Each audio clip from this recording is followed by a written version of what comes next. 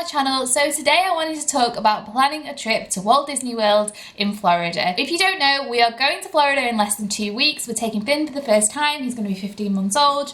I know he's too young, I know he's not going to remember, but we're going to go anyway, basically. And we are super excited, and I wanted to share with you some tips and hacks that I have found really useful from various sources around the internet when planning our trip. I think it's going to be so much easier for you to find it all in one video, and then you don't have to be scouring around to find the best ways to plan your trip. If you are planning a trip to Walt Disney World, definitely stick around and subscribe. I am going to make a ton of content around what to pack for a toddler, how it is traveling on a 10-hour plane journey with them, what to do when you get there, what food to eat. So definitely subscribe and I will keep you posted with that content as we go along. So first up, when to go. What time of year should you plan your trip for? If you are beholden to the school holidays and you can't avoid things like those Easter rushes and the 6 weeks holiday in summer, then it is bound to be slightly busier and obviously slightly more expensive when it comes to flights. But if you are free of those restrictions and you have children under school age, or if you're just an adult and you want to go on your own, then I would definitely recommend going in either the January and February periods after the Christmas rush,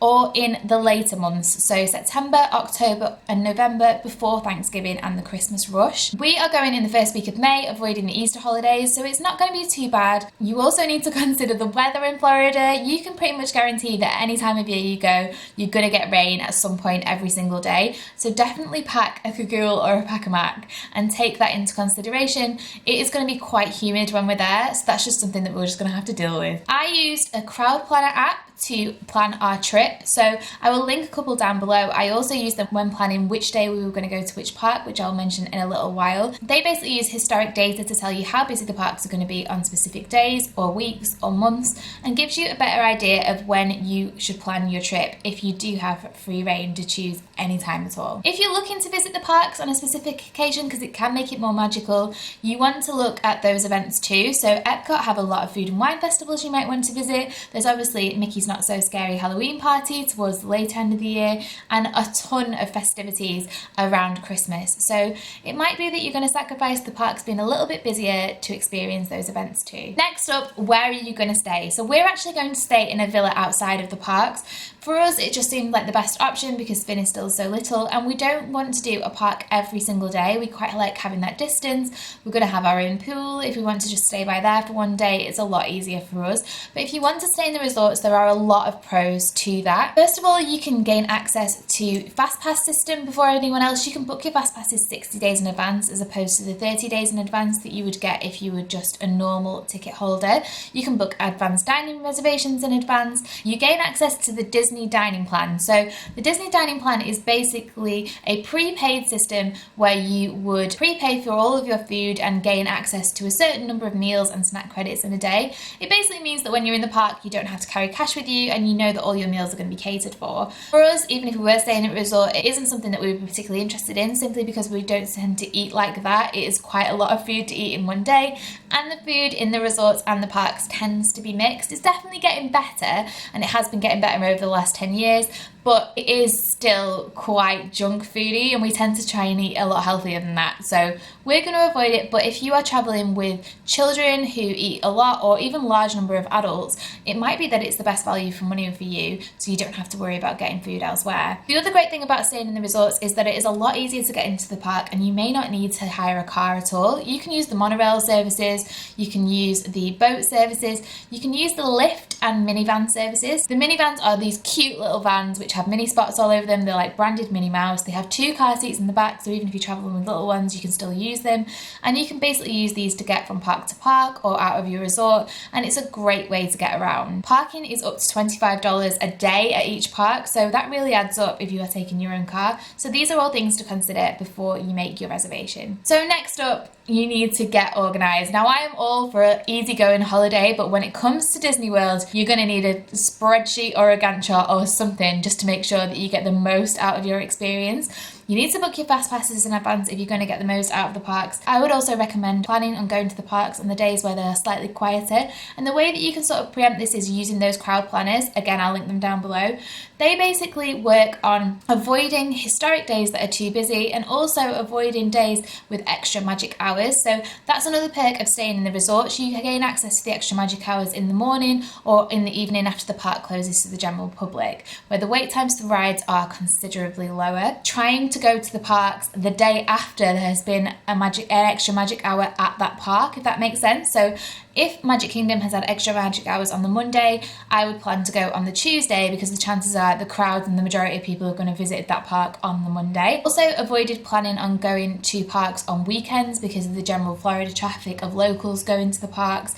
And on those days, we're either going to lounge around the park or go to Disney Springs or go to a water park of sorts. I would definitely recommend not going to a park every single day because what you'll find is, especially with really young children, you're just going to get overwhelmed and tired and you're going to need a holiday from your holiday. So we're planning on going to a park maybe every other day with weekend time off as well. We're going for 2 weeks, that's still a lot of time to get around everything that we want to see. What I've also done is booked our fast passes in advance. So we were unable to book our fast passes 30 days in advance, and some of those were still completely booked up, even though I did them at the very time that you could earliest book them, that 30 days in advance, very early in the morning.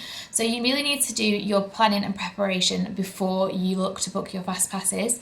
Basically, in all parks apart from Magic Kingdom, you have a tier 1 option and 2 tier 2 options a day.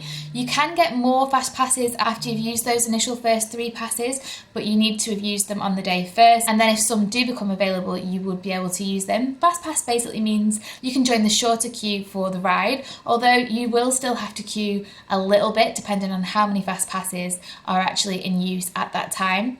So the tier 1 rides tend to be the big sort of showy rides, so Avatar Flight of Passage, I think Tower of Terror in Hollywood Studios is a tier 1 ride, and then you get 2 tier 2 options, which are the slightly less high profile rides. Like I said, because the Disney Resort members have access to the fast pass system 60 days in advance, Avatar Flight of Passage, for example, wasn't even available as a fast pass option as I was trying to book it. Ideally, what you would do is attend the park at rope drop, which tends to be around 9 a.m, and ride your first ride as the park is filling up, which tends to take about an hour and a half. And then you could start using your fast passes from like around 10 a.m to around 12 or 1 p.m, allowing about an hour for each ride. That said, I found it impossible to book the fast passes in that order because there simply wasn't the availability. So it's definitely a consideration when thinking about booking in a resort.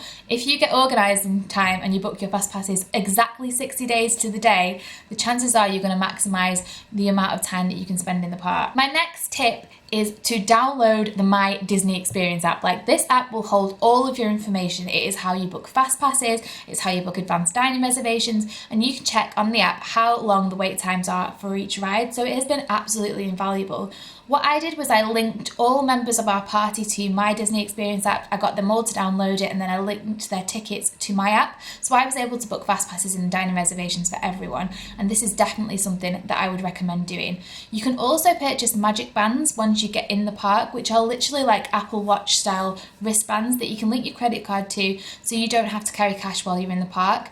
You can't actually purchase magic bands in the UK at the moment, but you can purchase them in America, and you can also get personalised ones which have different Disney characters on them, like Belle or Beast or whatever you might identify with. So it's a really fun way, especially for younger children. This also means that if you lose your tickets, Disney have a record of your reservation and all of your details. In terms of dining, if you did want to dine in the Be Your Guest restaurant in the Magic Kingdom, in the castle for example, or some of those high profile restaurants, you can book your dining reservations up to 180 days in advance, depending on if you're staying in the resorts or not, and I would definitely recommend doing that. We are actually doing a character breakfast at Tuska's house in Animal Kingdom on the day that we're at Animal Kingdom, so that Finn can meet the characters while we're sat down in an air-conditioned environment and we're not having to queue outside. My next tip is to buy merchandise before you go. So Asda, Matalan, TK Maxx, a lot of these places do really cute kids and adults clothes that are Disney branded. We've got Disney backpacks, we've got Disney style shoes. We literally bought a ton of different Disney stuff. If you are buying in the parks, it is going to cost approximately double the price than if you were buying out here. So if you've got smaller children who are definitely going to ask for things as you go through the gift shop, try and buy a couple of cuddly toys or a couple of things with merchandise before you go. Pack them in a backpack, give them to them every couple of days so they're seeing something new and they're getting a treat, but you're not having to pay full price. So that's it, guys. I hope you found this useful. As I said, I'm definitely going to create a ton of Disney content when we go out there, so please keep yourself posted and subscribe if you would like more content like this. I would love to have you as a viewer. Thank you for watching, and I will see you next week. Bye!